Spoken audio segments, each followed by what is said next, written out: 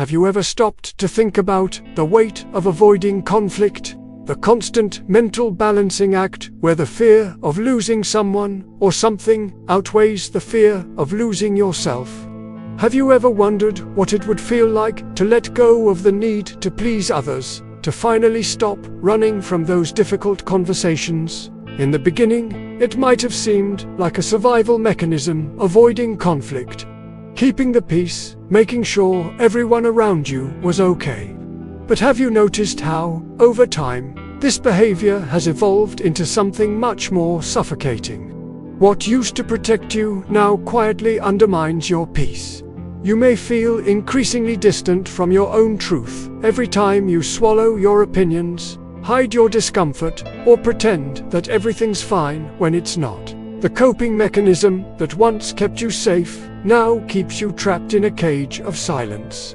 You're avoiding conflict, yes, but you're also avoiding the most important confrontation of all, the one with yourself. In psychology, there's a term that explains this very well: conflict avoidance. It's the pattern of someone who, from a very young age, learned to sidestep tension, diffuse discomfort, and seek peace at any cost. But what lies beneath that peaceful exterior is a deep reservoir of suppressed emotions, unmet needs, and desires never allowed to surface. You may have heard of hypervigilance. It's that constant state of alertness where you feel like any conflict or disagreement could threaten your emotional safety.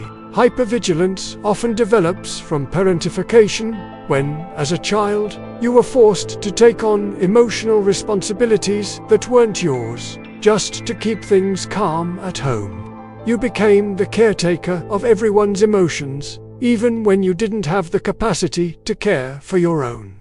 You were the one who made sure the stormy waters of your family remained still. But over time, something happens. These patterns become ingrained in your nervous system, shaping the way you relate to the world. As you grow older, you develop a form of avoidant attachment, a self-protective distance between you and others. You disconnect emotionally to keep yourself from being hurt. These psychological mechanisms change the very wiring of your identity and the way you form relationships. They're driven by one central fear: the fear of rejection, of being judged, or ultimately, of being abandoned. And the consequence of this, you lose touch with your authentic self. You become so focused on maintaining peace that you no longer know what it feels like to stand in your own truth.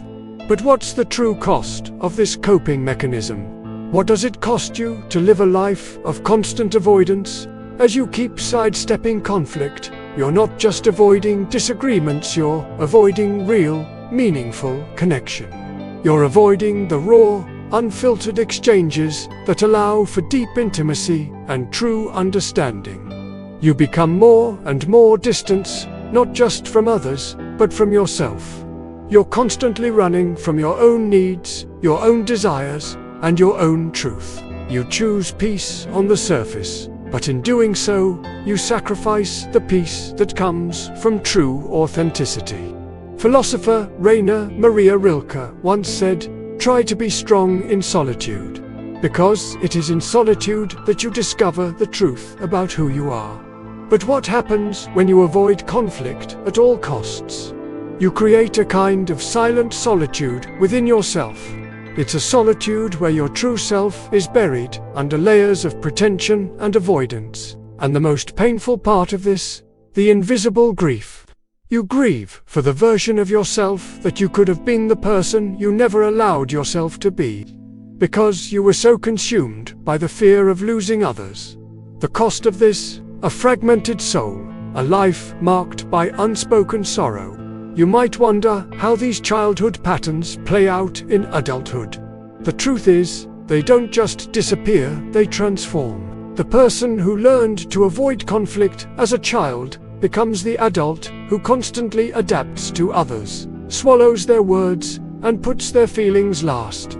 You may be the one who says yes when you mean no, who endures uncomfortable situations to avoid conflict. But here's the thing.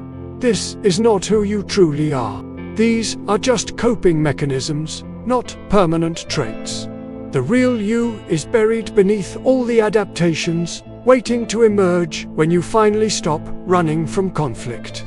In adulthood, this conflict avoidance manifests in 6 key areas. 1. Relationships.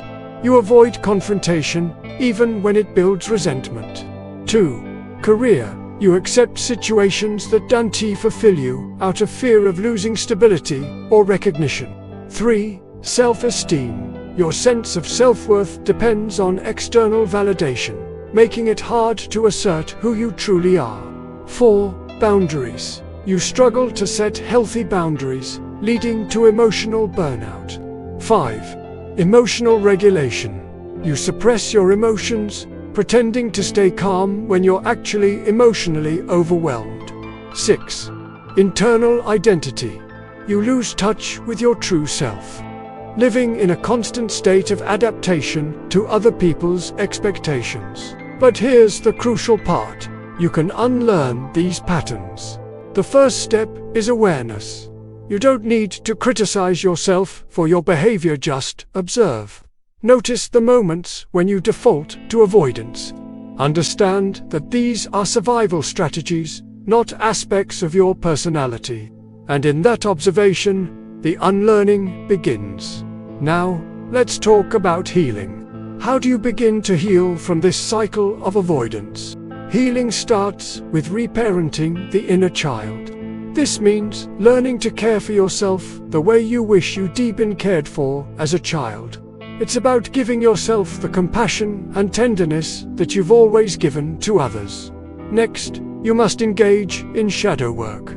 As Carl Jung explained, the shadow is that part of ourselves we've repressed and hidden away.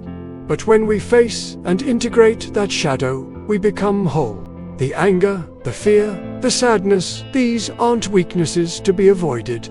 They are part of you, and when embraced, they lead to greater strength. Another critical step is working on nervous system regulation. This means learning to stay present with your emotions and bodily sensations, instead of running from them. Practices like mindful breathing, meditation, and body movement can help you rewire your response to stress and conflict. Remember, the goal is not to be fixed, but to become whole. Healing isn't about reaching a perfect state where conflicts never happen. It's about embracing the full spectrum of who you are, including your fears, your pain, and your authenticity. In the words of Jung, what you resist persists. What you embrace transforms. So, take the first step now. Let go of the fear. Choose to be who you truly are, because that will be your true freedom. If this resonated with you, share it with someone who might need to hear it. And don't forget to subscribe, because your healing journey is just beginning.